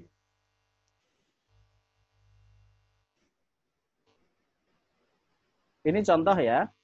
Contoh benefit yang kemarin dan sekarang masih kita diskusikan untuk dieksekusi adalah contoh kasus di sini. Benefit finansialnya apa? Untuk customer-nya kebetulan ada 7 jenis. Customer-nya ada 7 jenis. Ini contoh kasus. Benefit secara finansialnya ini, benefit secara emosionalnya ini, dan benefit secara spiritualnya ini. Nah, ini tinggal dipilih mana yang akan dieksekusi bulan ini, mana yang dieksekusi semester 2, mana yang akan dieksekusi di Desember aja, termasuk target customer-nya siapa. Kalau distributornya ada 10, ternyata yang disasar untuk gathering itu hanya 5, gitu ya, dan seterusnya. Ini contoh. Tadi kalau didetailkan seperti ini benefitnya yang kemarin kita susun, itu mengenai benefit. Nah, kita masih punya waktu 15 menit lagi, masih ada satu bahasan, rasanya kita selesaikan dulu ya, teman-teman. Kita selesaikan dulu materi yang keempat, yaitu database pelanggan. Database pelanggan itu posisinya ada di sini. Ya. Kita punya data, Pak Sarif punya data pelanggan, pelanggannya ada 1000, kita analisa itu ada customer kelas A, kelas B, kelas C, kelas D, ada customer yang pakai 2 produk, 1 produk, 5 produk, dan seterusnya analisa. Ada customer belanjanya 200 juta, 100 juta, 50 juta, di bawah 10 juta. Itu analisa. Nah, data ini kita gunakan untuk apa? Kita gunakan untuk 2 kotak berikutnya ini, yaitu membuat benefit dan membuat program. Gitu. Nah, sekarang kita ada di pembahasan customer database. Customer database. Kita punya customer, kita segmentasi, kita berikan perlakuan berbeda, hasilnya perlakuan yang tepat menghasilkan kepuasan, menghasilkan customer dipenuhi keinginannya, sehingga harapannya mereka loyal. Gitu ya. Ini gambar yang sama dibanding dari slide sebelumnya, hanya kita lihat dari angle yang berbeda. Ada yang ditelepon, ada yang di WA, ada yang diundang di event, ada yang lewat sosial media, ada yang dikasih diskon, ada yang dikasih promo, dan seterusnya. Perlakuannya beda-beda. Jadi kalau ada 100 customer, sebenarnya ada 100 perlakuan yang berbeda. Cuma karena nggak mungkin punya 100 perlakuan berbeda, kita segmentasi. Segmen A diskon 5%, segmen B program poin, segmen C gathering, dan seterusnya. Beda-beda perlakuannya. Nah, di database itu biasa kita gunakan untuk ngitung lifetime value, kemudian kita lakukan segmentasi berdasarkan resensi, monetary, dan frekuensi. Dan net promote score ini adalah hasil survei. Jadi seberapa tingkat kepuasan dari pelanggan kita sehingga dia mau merekomendasikan ke orang lain. Kita ukur dengan NPS ini. Dan juga bisa gunakan database ini untuk analisa-analisa yang lain, gitu ya. Kalau lifetime value, contoh kasus kalau misalnya Mas Teddy, saya sebagai pelanggannya Mas Teddy, saya setahun belanja produknya Mas Teddy itu 10 juta. Dan Mas Teddy dengan upaya relationship bisa mempertahankan saya selama 5 tahun belakang dan akan mempertahankan saya 10 tahun ke depan. Berarti angka hitungan gelondongannya, duit Mas Teddy yang ada di saya, itu adalah 10 juta kali 10 tahun. Ada 100 juta. Dengan ada uang 100 juta yang ada di saya sebagai pelanggan Mas Teddy, maka Mas Teddy, oh ya, nilainya Pak Mas Joko itu 100 juta. Nah, kemudian Kak Josli itu juga menjadi pelanggannya Kak Teddy. Belanja setahun 100 juta dari Kak Teddy. Dan Kak Josli bisa dipertahankan untuk 5 tahun ke depan oleh Kak Teddy. Maka uang nilai dari Kak Josli untuk bisnisnya Kak Teddy itu 500 juta. Jadi lifetime value-nya Kak Josli 500 juta, lifetime value saya di mata Kak Teddy 100 juta. Mana yang lebih diprioritaskan? Yang 500 juta. Jadi pelanggan kita bisa segmentasi berdasarkan value. Nanti ada rumusnya, tapi rumus kita tidak bahas di sini, tapi gambarannya seperti itu. Ya, kalau misalnya saya jadi pelanggannya Telkomsel, setiap bulan 200.000, berarti setahun adalah 2,4 juta, 24 juta, kemudian 10 tahun kemudian saya dipertahankan oleh Telkomsel, maka uang Telkomsel yang ada di saya untuk pembelian data itu berapa berarti 2,4 juta kali berarti 240 juta ya, kalau 10 tahun. 24 juta ya 10 tahun gitu ya, itu value saya, lifetime value saya. Jadi berapa nilai dari customer itu sepanjang waktu kita bisa dipertahankan gitu ya. Nah kalau resensi, monetary, factory, kita lihat frekuensi, kita lihat data ini saja ya. Ini contoh kalau misalnya di grafik yang ini, teman-teman, apapun bisnisnya bisa kita tampilkan seperti ini. Yang setahun beli lebih dari 10 kali ada berapa pelanggan? 1. Kalau misalnya ini bisnisnya bisnis trainer ya, jumlah pelanggannya nggak banyak. Setahun 5-10 kali berapa? 6 customer. 3-5 kali 11 customer. Yang cuma 1 kali 30 customer. Umumnya grafiknya seperti ini. Syukur-syukur grafiknya kebalik ya. Yang 10 kali lebih banyak, wah itu duitnya besar sekali. Itu disebut frekuensi. Jadi kan ada resensi, frekuensi, monetary. Yang ini adalah frekuensi. Monetary yang setahun lebih dari 200 juta berapa? 1 orang. Yang setahun antara 100-200 juta 2 orang, 2 klien. 75 nih. Ini berarti kita segmentasi pelanggan berdasarkan monetary, gitu ya. Kemudian kita juga bisa segmentasi pelanggan berdasarkan jumlah produk yang digunakan. Entah cuma 1P, tadi di awal kita tunjukkan telepon rumah berarti 1P, telepon rumah plus internet berarti 2P, telepon rumah, internet, dan speedy berarti 3P. Sama, di bisnis kita bisa kelompokkan pelanggan berdasarkan jumlah produk yang digunakan. Itu disebut, ini frekuensi, monetary. Satu lagi yang di grafik ini belum kita tampilkan adalah resensi. Resensi itu seperti ini. Monetary, frekuensi, resensi. Resensi itu adalah last transaction. Customer yang belanjanya kurang dari 1 bulan yang lalu. Itu ada berapa? Oh, ada 1.250 customer. Kebetulan ini data dokter ya. Kemudian customer yang belanjanya 2-3 bulan lalu meresepkan produk kita, oh itu ada 9.320 dokter. Yang meresepkannya sudah lama nggak ngeresepin terakhirnya 3-5 bulan lalu, 12.000 dokter. Yang meresepkannya 6-12 bulan lalu, ngeresepin terakhirnya 3.500. Yang lebih dari 12 bulan lalu ada 7.600 dokter. Nah, kita punya program apa untuk yang customer di sini? Punya program apa untuk customer di sini? Jadi, pelanggan kita segmentasi berdasarkan last transaction, itu resensi ya. Resensi, kapan terakhir beli. Maka kalau customer kita lebih banyak yang di sini, itu mesti waspada. Berarti banyak customer yang belanja terakhirnya itu udah lama. Tapi kalau banyak customernya di sini, di 1 bulan, 2 bulan ini, ya kita berarti sukses membuat mereka belanja gitu ya.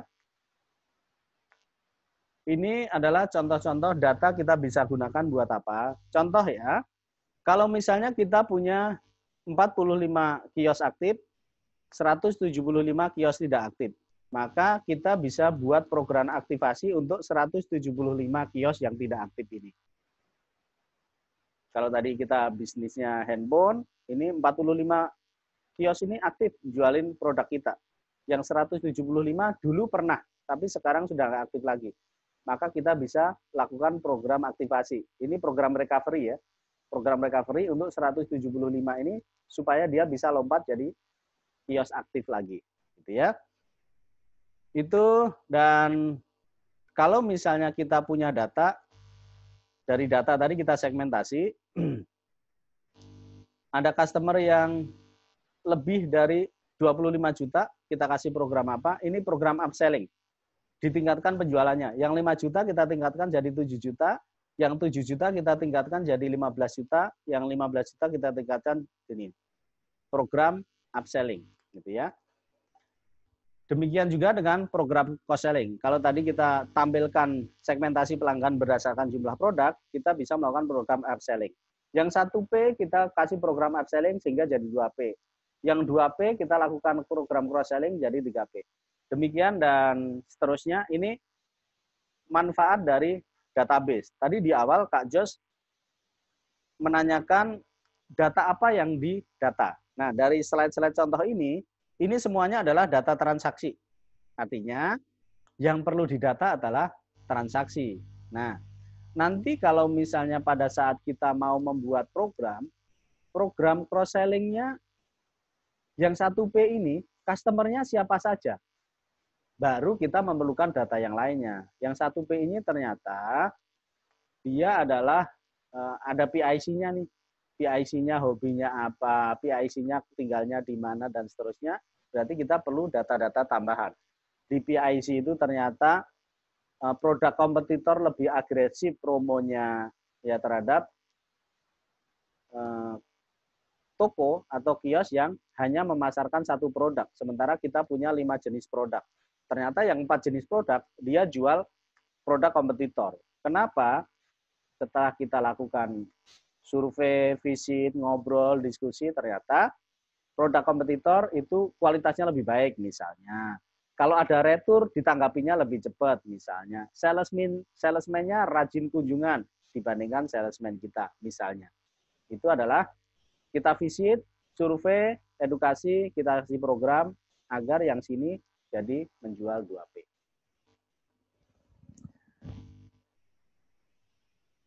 Yes.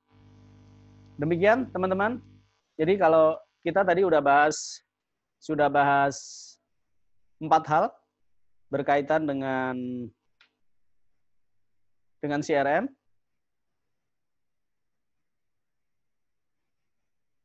Waktunya pas selama 120 menit. Ya, tadi mulainya terlambat mulainya jam 13.15, berarti 100 menit ya kita lakukan. Kita lakukan selama 100 menit.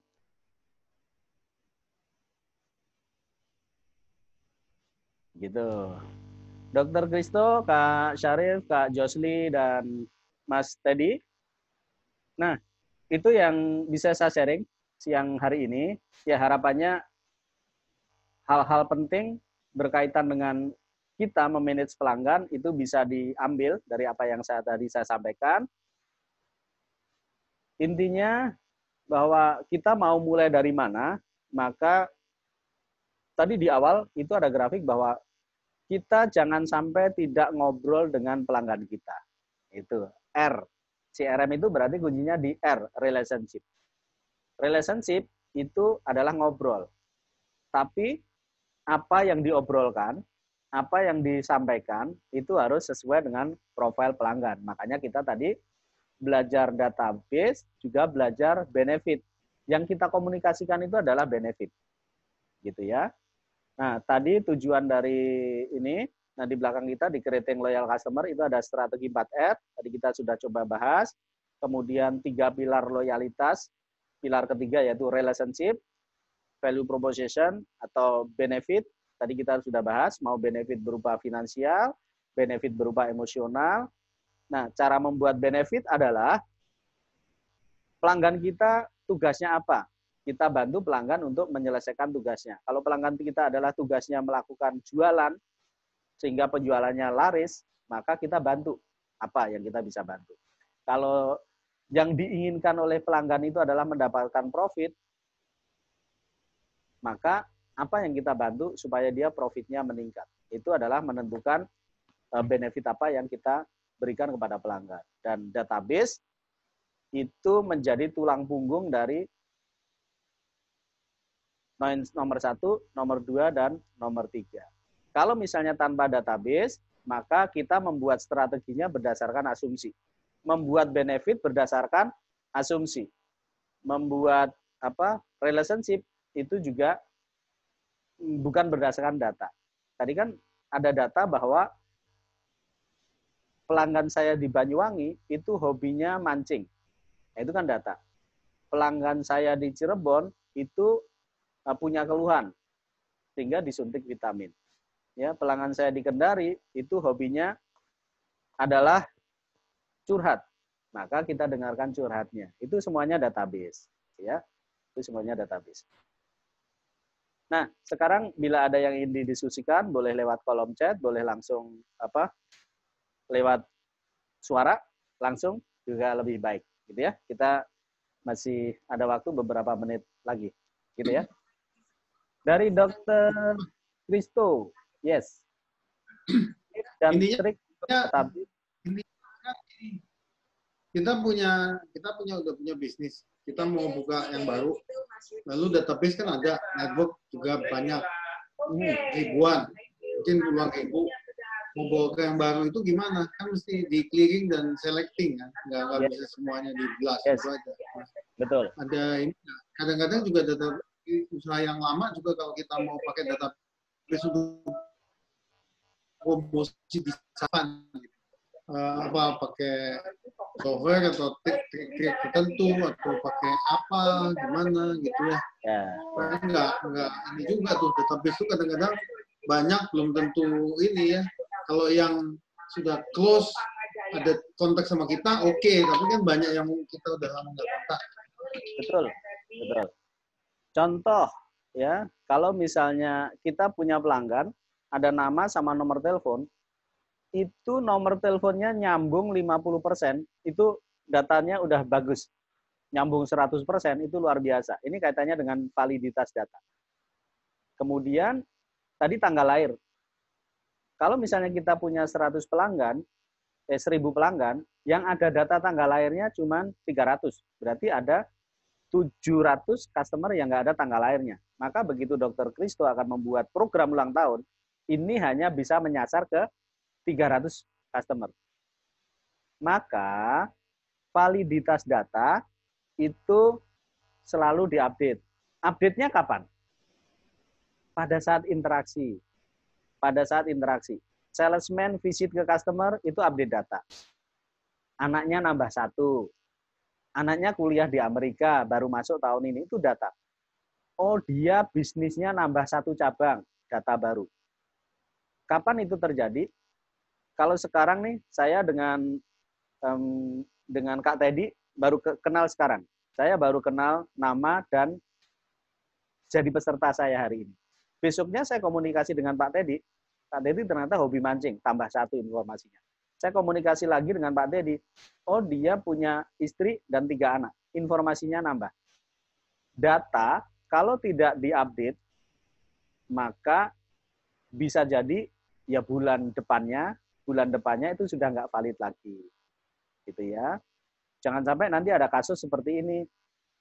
Bu, selamat ulang tahun ya, salam buat Bapak.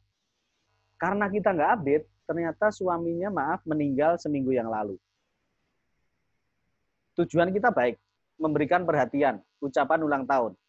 Hanya karena kita nggak ada komunikasi, nggak tahu, sehingga kita memberikan ucapan yang salah.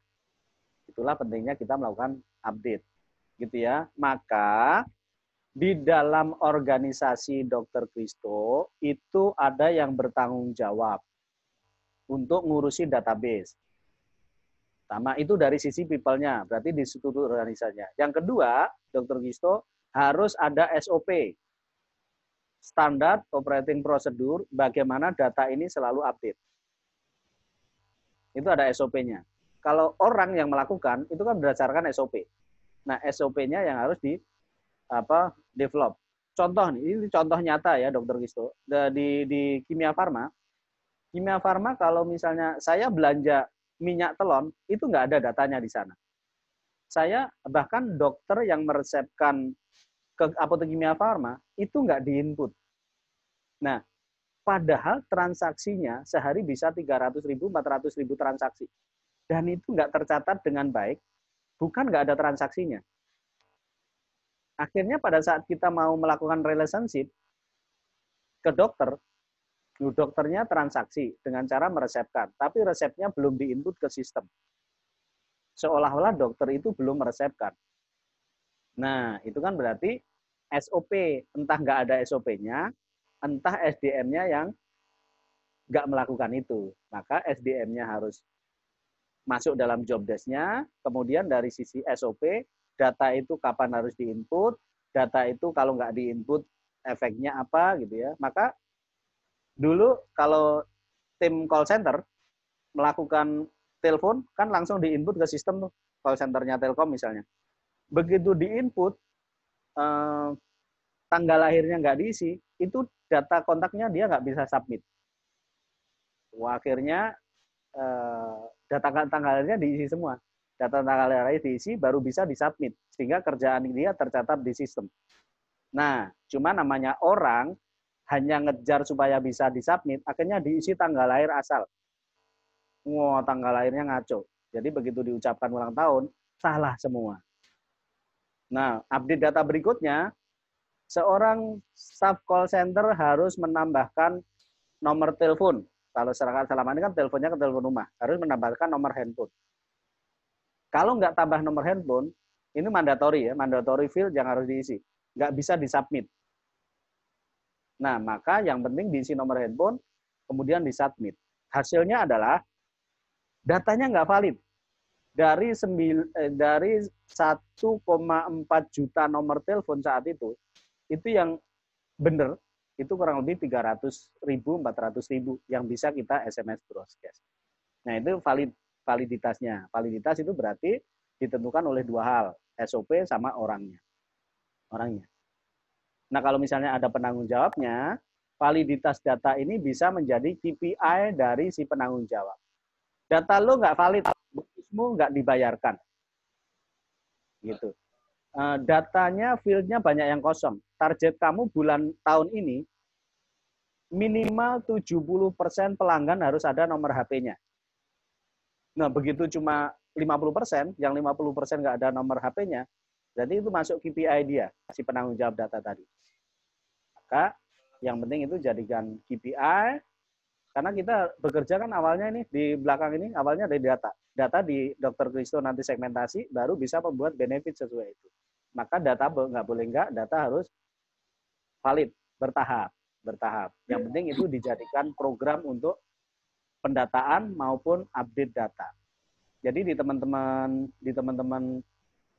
Pupuk Kaltim, semester pertama tahun ini, itu program pendataan ada 2. Mendata yang belum ada di data kios, data itu kan banyak yang belum masuk. Yang kedua adalah update data.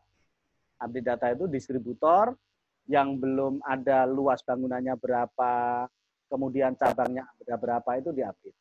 Jadi ada 2. Yang belum terdata di data, yang sudah didata di update. Nah, ini nyambung dengan pertanyaan Kak Josli tadi, data apa yang perlu didata? Nah, itu jadi pertanyaan. Yang penting relevan dengan bisnis kita. Masih boleh nggak? Oh, masih. Oke. Bonus. Kan Kak Joko kan ini, apa tuh namanya, bisnisnya kan training, ya kan? Yes. Trainingnya yang banyak kan corporate. Ya. Yes. Training corporate ini kan sebetulnya di corporate itu kita bisa men-training dari level direksi sampai level bawah. Lalu ada peluang dari apalagi yang tingkat yang white collar, yang manajer ke atas ini kan juga mereka mungkin punya organisasi yang lain atau mereka ada tempat yang lain dan sebagainya, gitu kan. Nah, sebetulnya kan kalau kita punya database-nya dari masing-masing itu ya, yang user secara individual, kita masih bisa menawarkan program-program training yang lain. Iya. Ya. Tapi kalau di perusahaan ini kan kali biasanya confidential, artinya kita cuma dealing sama HRD atau apa, lalu habis itu kita nggak bisa minta database.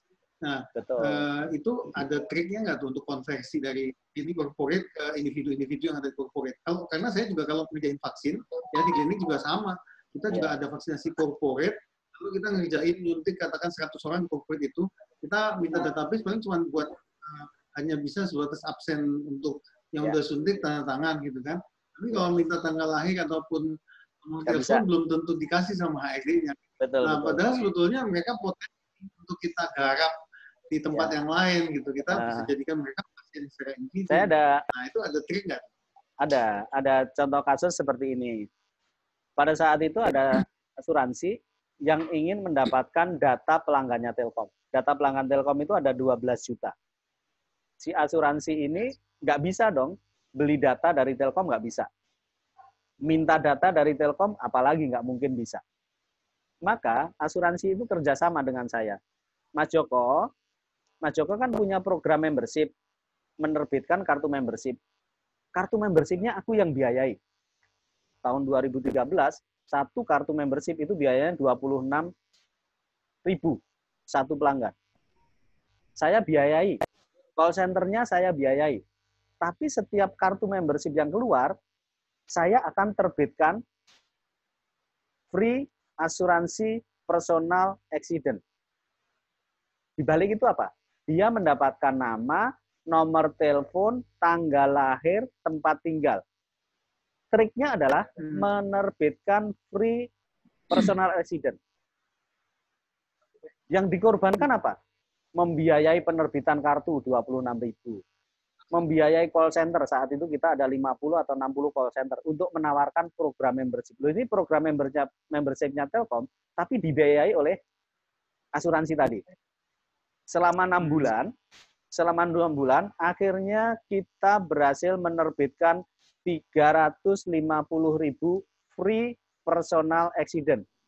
Artinya kan si asuransi tadi mendapatkan 350.000 data pelanggan Telkom dengan trik seperti itu. Seolah-olah membiayai. Dan tahu nggak dok, bahwa target dia dari free personal accident itu ditargetkan 10% nanti akan beli asuransi. Jadi untuk nyari 10% berarti 35.000, dia membiayai besar sekali itu. 26.000 kali 350.000 aja itu udah berapa? MM-an untuk mendapatkan data. Beli langsung nggak bisa. Itu contoh kasus, trik. Nah, kalau misalnya kita menggunakan, misalnya startup nih, startup itu tahu tanggal lahir saya, tempat tinggal saya, alamat email saya dengan sangat mudah. Kalau misalnya saya registrasi Bukalapak, mau nggak mau saya memasukkan alamat email, nomor telepon, mau nggak mau valid. Kenapa? Karena notifikasi nanti masuk ke email atau ke handphone. Maka sekaligus dia dapat data nama, alamat email, nomor handphone. Nah, pada saat ada transaksi, mau nggak mau saya mengirimkan alamat. Maka dengan mudah, startup itu mendapatkan data yang jumlahnya, ya kalau misalnya sekarang yang registrasi di Gojek itu ada 75 juta, yang aktif 26 juta tiap bulannya, yaitu data yang dimiliki Gojek dengan cara punya aplikasi namanya Gojek. Nah, contoh kasus lagi nih, Dr. Christo. Ada database yang sangat informatif, yaitu karyawan. Karyawan itu kerjanya di mana, gajinya berapa, tanggal lahirnya berapa. Yang punya siapa? BPJS Tenaga Kerja. Bisa nggak misalnya Pak Sarif minta, BPJS, gue minta dong data lo, customernya apa, nasabahnya siapa aja? Nggak bisa. Maka Pak Sarif bekerja sama dengan BPJS. Pak Sarif menerbitkan misalnya apapun lah bisnisnya Pak Sarif, bahwa ini khusus untuk pelanggan BPJS, dimudahkan fasilitasnya. Misalnya pelatihan diskon 70% untuk nasabah BPJS misalnya, BPJS Tenaga Kerja. Mau nggak mau kan database itu ngalir. Bukan kita minta, tapi untuk produk yang kita punya diberikan secara khusus. Nah, ini apa trik untuk kita mendapatkan database tapi tidak beli. Ya. Kreatif. Tapi itu mesti minta izin ya. Ya. Nah, makanya itu kerjasama. Ada perjanjian kerjasama. Jadi nanti pada saat si asuransi tadi telepon ke pelanggan Telkom, itu jadi isu. Maka dia pada saat telepon, Dr. Christo, saya dari asuransi ini bekerja sama dengan Telkom Indonesia menerbitkan bla bla bla bla. Ya, kita bekerja samanya itu di bold bahwa ini kerjasama. Kalau misalnya skripnya gini, Dr. Kristo, saya dapat data dari Telkom, maka saya hubungi Bapak. Itu kena isu. Maka kerjasama itu di itu yang terjadi antar kalau misalnya kita nggak punya database, itu yang dilakukan. Tapi kalau untuk dapat database, orang dengan sukarela memberikan database itu melalui startup. Kita punya aplikasi apa yang memang diperlukan oleh mereka, orang registrasi, mau nggak mau kita dapat database. Kalau misalnya kita punya bisnis, orang yang pertama kali beli, mau nggak mau kan terdata. Misalnya bisnis training. Kenapa? Form pendaftaran, itu data. Jadi sekarang itu saya punya data, kemarin ada 68 trainer yang daftar. Nah, hari ini ketambahan data lagi. Besok ada, itu ada database kelas publik saya semakin hari semakin banyak. Ada nama, nomor handphone, sama alamat email. Nanti lama-lama saya lengkapi profesinya. Begitu, teman-teman? Sudah Pak Teddy. Yes, Pak Teddy ada yang didiskusikan lagi, Kak Josli, Kak Syarif, Dr. Kristo. Maka bila setelah ini kalau misalnya ada ingat, ada yang ingin ditanyakan, boleh disampaikan secara personal ke saya. Kalau sekarang belum terlintas, gitu. Atau Pak Syarif mau ngundang saya ke kantornya dengan senang hati, Dr. Kristo mau sama-sama menyusun program loyalty untuk bisnisnya dengan senang hati. Mari. Nah, tadi kalau misalnya mau kolaborasi untuk kelas workshop value proposition, mari dengan senang hati, ya, sama-sama mendalami dan kita share untuk kepentingan banyak orang, gitu ya. Yang terakhir dari Kak Teddy, Pak Joko, untuk customer segment, data yang saya sudah biasa kumpulkan biasanya demografi, psikografi, behavior, apa saja yang harus kita kumpulkan supaya relevan dengan produk kita, Pak. Nah, itu tergantung produknya apa. Kalau misalnya data demografi, maka kita tahu kita mau penetrasi peningkatan penjualan di wilayah mana berdasarkan demografi. Dan kalau misalnya yang relevan dengan bisnis itu berarti behavior sama ya tadi ada usia, tanggal lahir, berat badan, tergantung bisnisnya. Gitu ya. Kalau bisnis kita adalah bisnis bisnis digital, misalnya kita jualan bandwidth, maka data jumlah keluarganya, kemudian spend untuk internet sebulan berapa, itu data semuanya. Gitu ya. Maka seni untuk, jadi database itu ada 4. Apa yang kita data, kemudian data itu diwadahi pakai sistem apa. Yang ketiga adalah cara mendatanya dengan cara apa, apakah pakai form di website, apakah lewat telepon, apakah lewat kuesioner, apakah lewat undian, itu adalah cara. Gitu ya. Kemudian siapa yang melakukan, yaitu untuk dapat. Nah, berarti yang pertama adalah apa yang didata. Itu yang pertama. Apa yang didata itu diskusi apa yang relevan dengan bisnis kita, gitu ya. Diskusi internal kira-kira apa yang relevan dengan bisnis kita, disepakati, yuk kita mulai melakukan pendataan sesuai dengan bisnis kita masing-masing. Gitu ya. Begitu teman-teman, terima kasih atas kebersamaannya selama 120 menit. Antusiasmenya, terima kasih. Harapannya apa yang kita pelajari hari ini bisa menjadi inspirasi untuk teman-teman terapkan di bisnis masing-masing. Ya. Dan kalau Pak Istoto sering menyampaikan, tahu, bisa, dan mau. Nah, sekarang kan sudah tahu. Untuk bisa, maka harus dipraktekkan. Nah, apakah itu akan selalu dipraktekkan? Itu adalah pada tahapan mau. Tahu, bisa, dan mau. Ya. Terima kasih teman-teman. Sukses untuk kita semua dan Thank you, Pak. Kelas kita tutup. Ya, gitu ya. Terima kasih, sampai ketemu di kelas-kelas berikutnya. Oke, sip. Thank you. Sama-sama, dokter. Kak Josli, Kak Teddy, Kak Syarif. Oh, nama saya masih Interskill ya, belum diganti tadi. Maafkan.